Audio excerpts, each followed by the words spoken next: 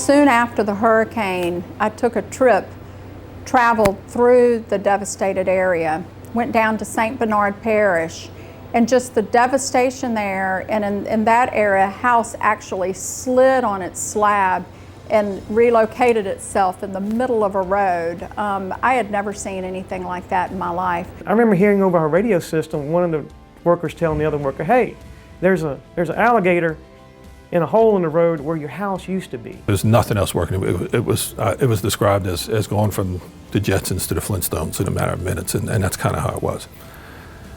I knew this was something that was life-changing for everyone involved. We immediately set up a call center at the DOTD headquarters. And my first experience with the devastation were phone calls that I received from people who had loved ones who were in New Orleans and they could not get in touch with their loved ones.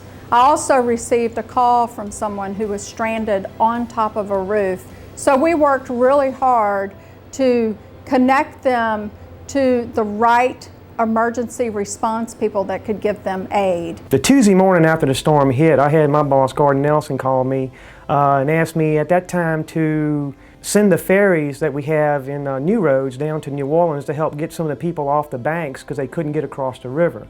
They ended up getting down there about 15 hours later, worked with the United States Coast Guard and some other boats. We ended up getting about, I think, between 5,000 and 6,000 people into the buses so they can get out of New Orleans. Arriving on the scene at Hammond Highway Bridge, 17th Street Canal, there was a couple of Orleans Levee District personnel there. Things I never saw. I saw water everywhere. There was fires, which surprised me. I found out later that was from the gas lines that were never turned off. So you'd see fire on top of the water. We had no communication at that point, but all of a sudden a helicopter showed up from Texas National Guard. Still don't know to this day how that helicopter arrived. We dropped a few bags and you could see that it was like dropping a rock in a bucket of water. It was going to take forever. This hole was, I don't remember the dimensions, but it was not only big, but it was very deep. West Jefferson Levee District, we had worked with them before in flood fights, and we had a method of quickly closing a breach, but nothing to this magnitude, not even close. We'd dump rock in it, and we'd seal it with a fine aggregate, if you will. And the challenge was to find a material to do this, because transportation wasn't there. We couldn't do any of that. So we found some material to use, and we started mining that, basically. We considered a lot of things. We considered just pushing debris and houses, for that matter, into the hole because of the emergency situation.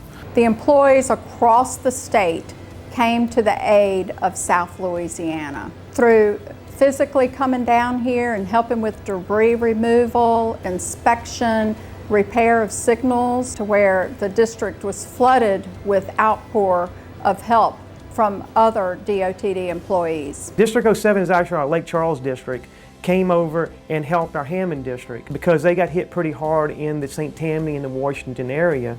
They came over with their crews and helped out with anything they needed. They brought over their people, and they also brought over their supervisors and their maintenance engineers to help. I can't say enough about both DOTD's actions during the event and after the event, and in the years since, frankly. Throughout the whole organization, whatever we needed, whatever it took, they tried to provide. People that came in would crash just on the floors of offices. Some, if somebody's house was there, they would share with other people's houses.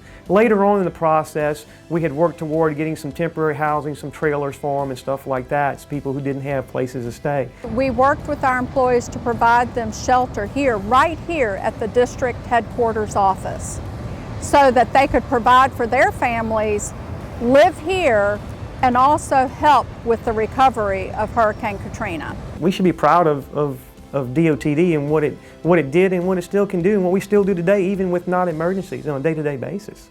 I was never more proud to be a DOTD employee than I was after Katrina. The amount of work that was done since the storm, we set a very high standard. Now we still have to live up to it. When we're given a task, we can accomplish that task. And when we know what our mission is, we accomplish that mission.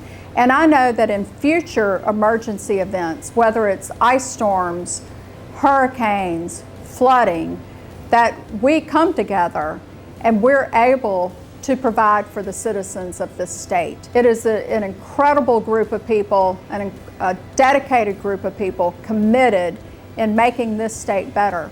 And when emergencies happen, that's when you really see the true grit of people.